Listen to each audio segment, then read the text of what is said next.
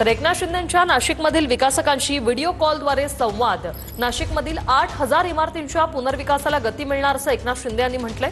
मुंबई पुण्याप्रमाणे नाशिकलाही इमारतींच्या पुनर्विकासासाठी सारखे नियम लागू करणार असं एकनाथ शिंदे म्हणतात।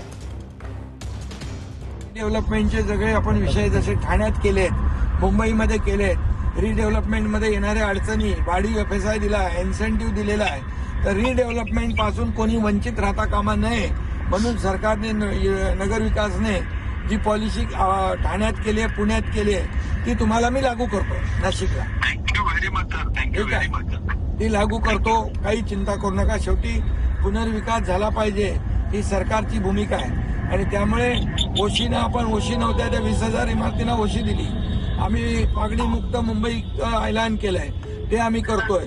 त्याचबरोबर नियमामध्ये खूप पुनर्विकासामध्ये आम्ही जे रूल्समध्ये बदल केले आहेत, कारण पुनर्विकास जो आहे तो झाला पाहिजे। चार भिंतीत टॉक शो काय करता, मोठं मैदान घ्या असं अंबादास दानवे यांनी म्हटलंय। फडणवीसांनी सगळ्यात मोठं मैदान घेतलं पाहिजे असं दानवे म्हणतात। मुख्यमंत्री फडणवीसांच्या मुलाखतीवर दानवेंची टीका।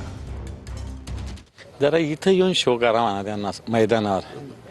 चार भिंतीत टॉक शो काय करतात? भाजप चार भिंतीतच राहणार दिसते असं एकंदर येणाऱ्या काळामध्ये। देवेंद्र फडणवीस राज्याचे मुख्यमंत्री, त्यांनी सगळ्यात मोठं मैदान घेतलं पाहिजे या शहरातलं आणि तिथं सभा केली पाहिजे।